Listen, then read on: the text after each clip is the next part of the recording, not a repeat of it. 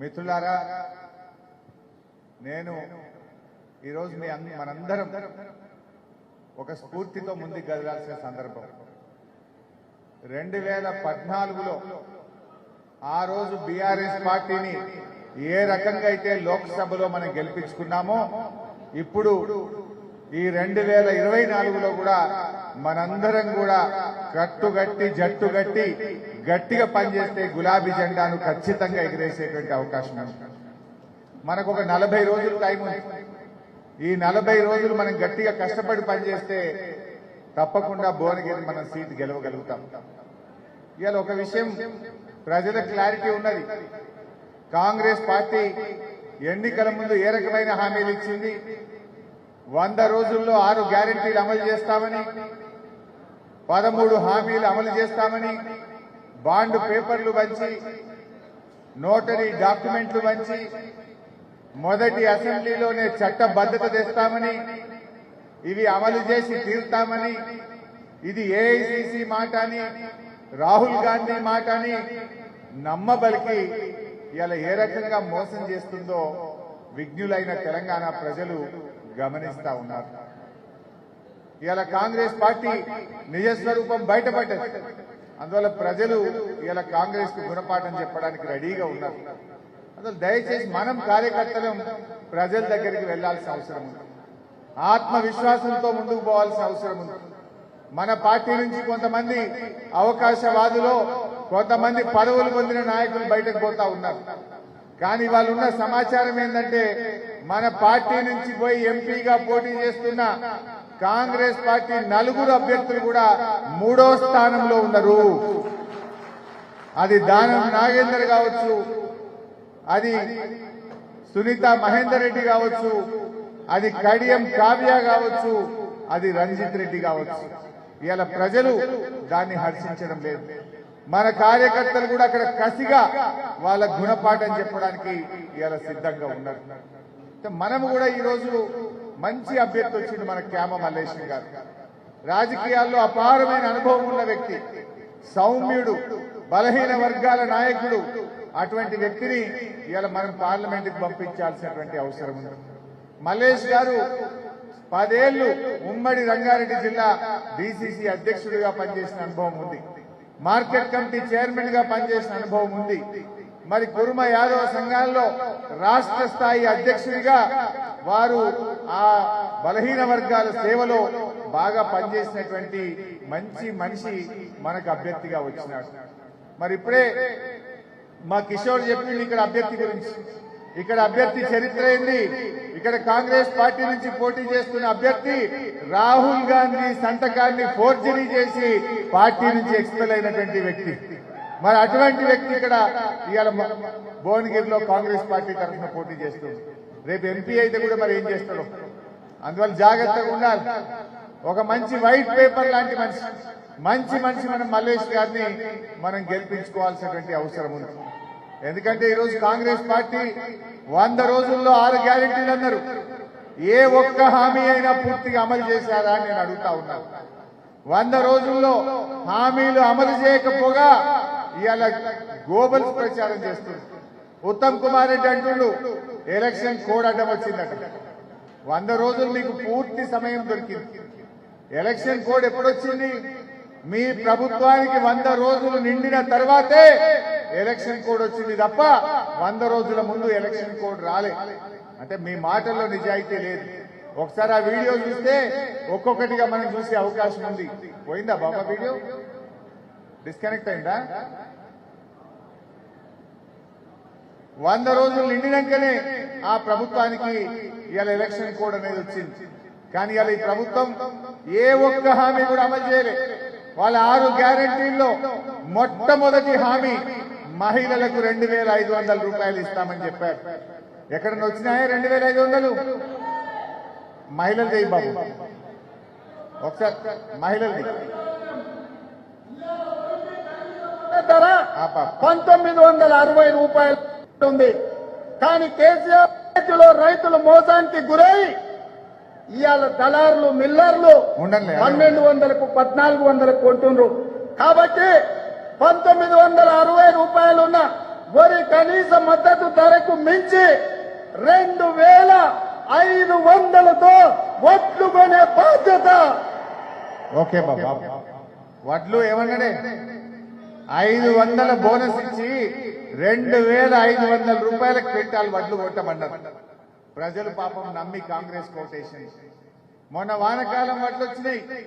వానకాలం వడ్లకు మీరు వడ్లు అమ్ముకోకండి, మా ప్రభుత్వం డిసెంబర్ 9వ తేదీ వస్తుంది, రాగానే 500 బోనస్ ఇస్తామన్నారు.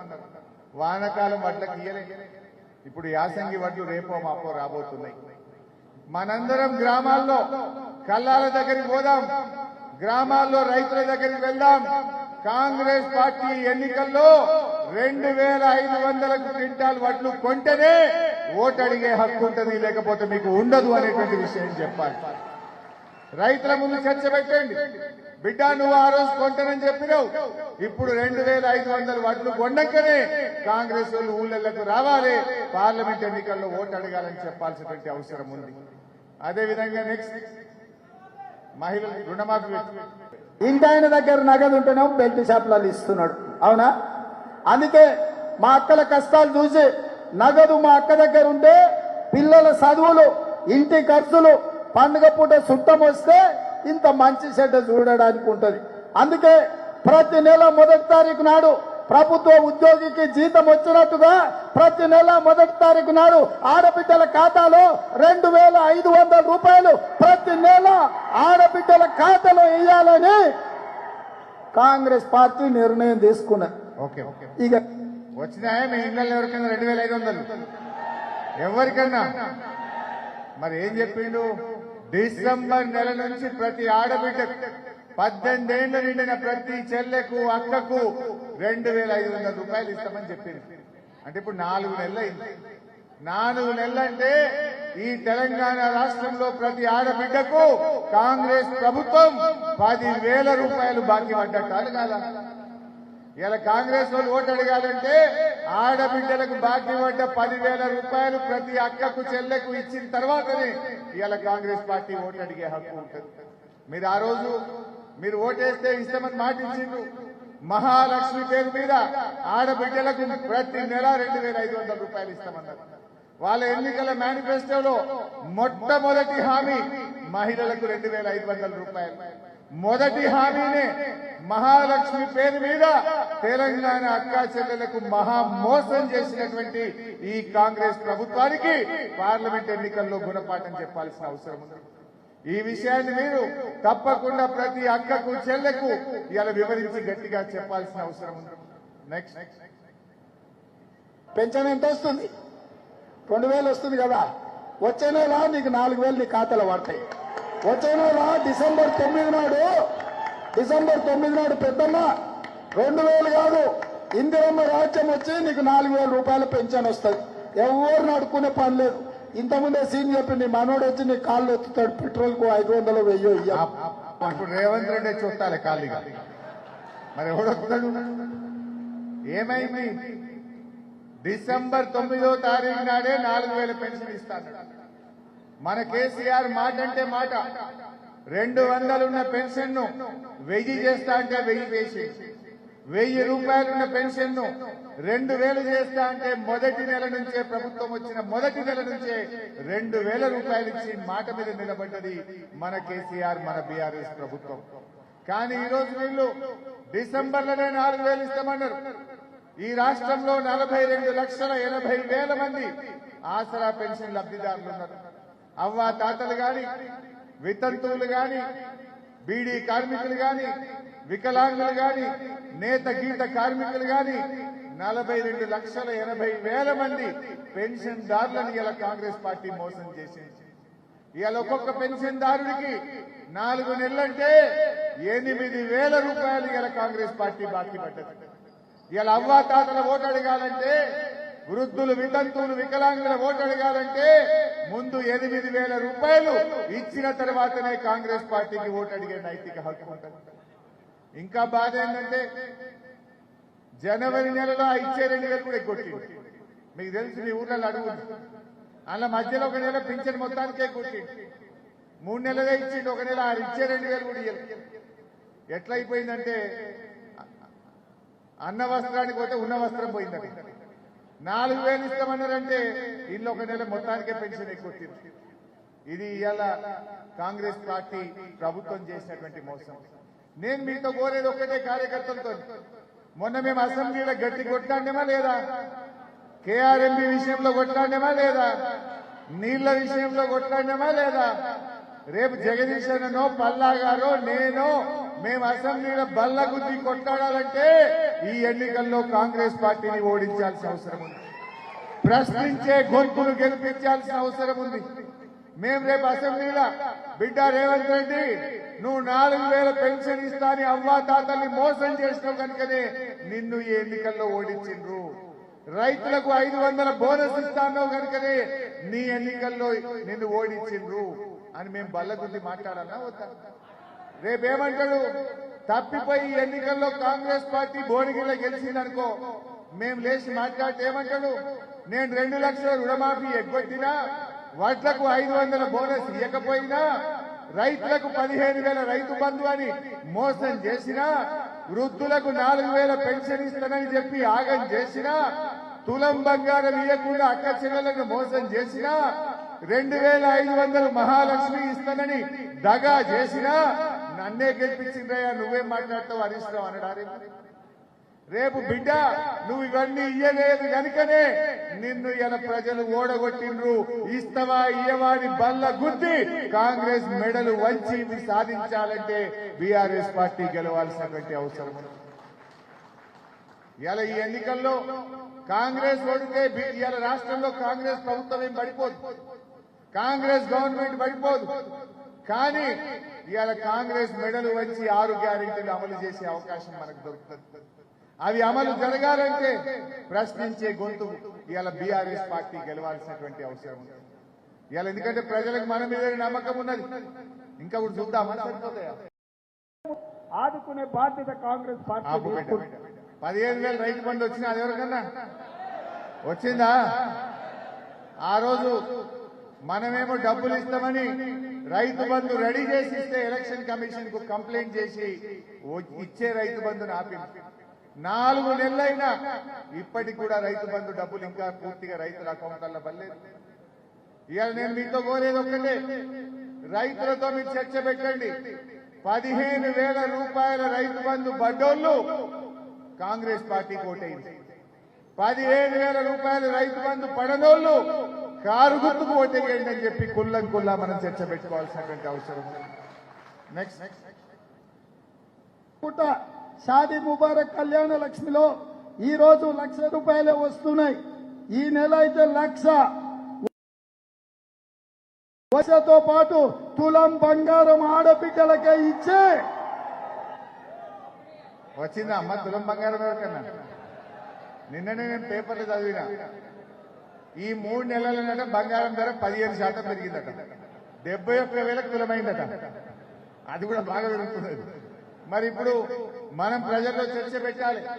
కేసీఆర్ ఉండంగా ఈ కళ్యాణ లక్ష్మి షాదీ ముబారక్ మనం ఏమైనా ఓట్ల కోసం చెప్పినామా? ఎన్నికల మేనిఫెస్టోలో చెప్పినామా? గెలిచిన తర్వాత ఆడబిడ్డలకు మేలు చేయాలని కేసీఆర్ గారు 13 లక్షల ఆడపిల్లల పెళ్లిలకు కళ్యాణ లక్ష్మి కింద సాయం చేసినారు. కానీ వీళ్ళు ఎన్నికల ముందు ఆడబిడ్డలను ఊరించి తులం బంగారం ఇస్తామని సెంటిమెంట్ మాటలు చెప్పి గెలిచి 4 నెలలైనా తులం బంగారం లేదు, అసలు కొత్త కళ్యాణ లక్ష్మి కూడా వస్తలేదు. ఇంకా అసలు ఈ గవర్నమెంట్ వచ్చినాక పెళ్లిలైన వాళ్లకు ఆ 1,00,000 రూపాయలు కూడా వస్తలేవు ఇప్పటికి. ఆ వెనకట మా వాళ్ళు మా శేఖర్ రెడ్డి లింగయ్య గారు సంతకం పెట్టిన ఆ చెక్కులే ఇంకా ఆడియడం వస్తుంది. ఏం కిషన్ అన్న కొత్త ఎదురాలి ఇంకా. అందువల్ల మనం ప్రజల్లో చెప్పాలి, తులం బంగారం రావాలంటే శ్యామ మల్లేశం అన్నది గెలిపింది, మా వాళ్ళు కొట్లాడుతారు తులం బంగారం వచ్చేటట్టు ఈ కాంగ్రెస్ వాళ్ళు మెడలు వంచుతారని చెప్పాల్సిన అవసరం ఉంది. నెక్స్ట్ అదే విధంగా ఉద్యోగాల కోసం ప్రయత్నం చేసి ఉద్యోగ ఉపాధి దొరకక నిరాశ చెందుతున్న నిరుద్యోగ యువకులకు ప్రతి నెల 4,000 రూపాయల నిరుద్యోగ వృత్తిని ఇచ్చి నిరుద్యోగ యువకులను కాంగ్రెస్ పార్టీ ఆదుకుంటుంది. నిరుద్యోగ భృతి ఎప్పుడు ఇస్తారని అడుగుతా ఉన్నాడు మిత్రుడు. మేము నిరుద్యోగ భృతి 6 గ్యారంటీల్లో కానీ మేము దీంట్లో కానీ మేము చెప్పలేము. మేము ఉద్యోగాలు ఇస్తామని చెప్పాం. మీరు మళ్ళొకసారి కావాలంటే వెరిఫై చేసుకొని ఇది మాట్లాడారు. అసెంబ్లీలో చెప్పిన మాట. అది కూడా చూపిస్తావా ప్రియాంక గాంధీ? बेरोजगार युवाओं के लिए हर महीने 4,000 रुपए बेरोजगारी भत्ता हम कह रहे हैं देंगे। हम ये निर्णय ले रहे हैं कि आपको मिलेगा और ये हम पूरा प्रयास करेंगे कि जल्दी से जल्दी अगर सरकार बने तो ये काम అది ఆపే. ఎంత పచ్చి మోసం కనబడ్డదా మీకు? ప్రియాంక గాంధీ ఎక్కడో చెప్పలేదు, ఇదే భువనగిరిలోనే చెప్పింది నిరుద్యోగ యువతకు 4,000 రూపాయలు ఇస్తామని చెప్పి. రేవంత్ రెడ్డి గారు చెప్పిండు 4,000 ఇస్తామని. మొన్న మేము అసెంబ్లీలో పట్టుకొని అడిగినాం. ఆర్థిక శాఖ మంత్రి ఉప ముఖ్యమంత్రి బట్టి విక్రమార్క గారిని మేము అసెంబ్లీలో 4,000 నిరుద్యోగ భృతి ఎప్పటి నుంచి ఇస్తారు బట్టి గారు అని అడిగినాం. అడుగుతా ఆయన ఏం చెప్పిండో మీరు చూసిండు. మేం నిరుద్యోగ భృతి ఇస్తామని మేనిఫెస్టోలో గాని ఎక్కడ గాని చెప్పలేదు అంటారు. ఎంత పచ్చి అబద్దాలు, ఎంత మోసం కాంగ్రెస్ పార్టీని. ఇది ఇలా నిరుద్యోగ యువతకు మనం చూపించాల్సినటువంటి అవసరం ఉంది. అంటే 4 నెలల్లోనే మాట మార్చింది. ఎన్నికల్లో ఓట్లప్పుడేమో బ్రహ్మాండంగా ఊరించి ముడిచని చెప్పింది. ఓడదాటదాకా ఓడమల్లప్ప, ఓడదాటదాకా బోడమల్లప్ప కథ ఇలా కాంగ్రెస్ వాళ్ళ కథ మనం చూస్తా ఉన్నాం. నెక్స్ట్ అదే విధంగా విద్యార్థులారా చాలా సార్లు టీవీలలో పేపర్లలో చూస్తాం. ఎంబీబీఎస్ లో మంచి ర్యాంక్ వచ్చింది, ఫీజులు కట్టుకోవడానికి పైసలు. ఇంజనీరింగ్ లో బ్రహ్మాండమైన ర్యాంక్ వచ్చింది, ఫీజులు లేక కూలి పని చేసుకుని తల్లిదండ్రులు కష్టపడుతుండ్రు, చదువుకోవడానికి పిల్లలకు అవకాశం లేదని. వీటన్నిటిని దృష్టిలో పెట్టుకొని ఈ విద్యార్థుల జీవితాలలో వెలుగులు తీసుకురావాలని యువ వికాసం పేరు మీద మీకందరికీ విద్యార్థులకు 5 లక్షల రూపాయల బ్యాంకు గ్యారంటీ కార్డు ఇస్తే మీరు ఫీజులు కట్టుకోవచ్చు. మీరు కంప్యూటర్ ఈ రాష్ట్రంలో ఇది జనగాంలో చెప్పింది, ఇది మన పార్లమెంట్ లోనే పల్లా గారి కాన్ఫరెన్స్ లో చెప్పింది. నేను అడుగుతున్నా, మొత్తం తెలంగాణ రాష్ట్రంలో 4 ఏళ్ల కాంగ్రెస్ పాలనలో ఒక్క విద్యార్థి కన్నా 5 లక్షల రూపాయలు మీరు చెప్పిన కార్యక్రమం అందిందా అని నేను అడుగుతా ఉన్నా.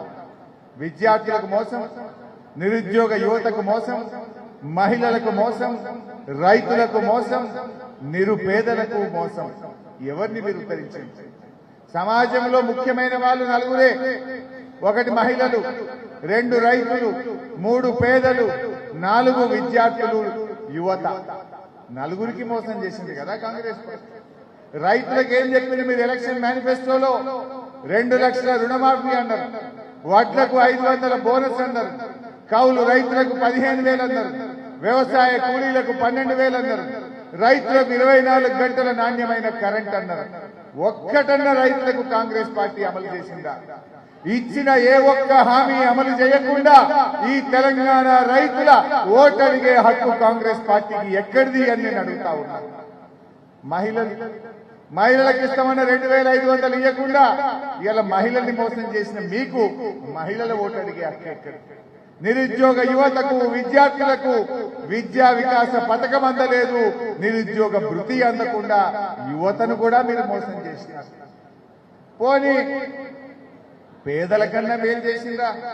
పేదలకు ముఖ్యంగా ఆసరా పెన్షన్ అందుకునే 42,80,000 మంది పేదలను కూడా మోసం చేసినటువంటి ఇవాళ చరిత్ర కాంగ్రెస్ పార్టీ.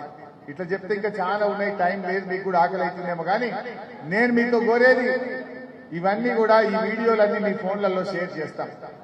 ఒక ఇంటికి వెళ్ళండి, ఇంటికి వెళ్తే ఒక చెల్ల కనబట్టే ఇగో మహిళలకు 2,500 ఇస్తాను మోసం చేసిండు, ఈ ఎన్నికల్లో కారుకు ఓటేసి కాంగ్రెస్ బుద్ధి చెప్పండి అని ఆ చెల్లకు అర్థమయ్యేటట్టు వివరించి చెప్పండి.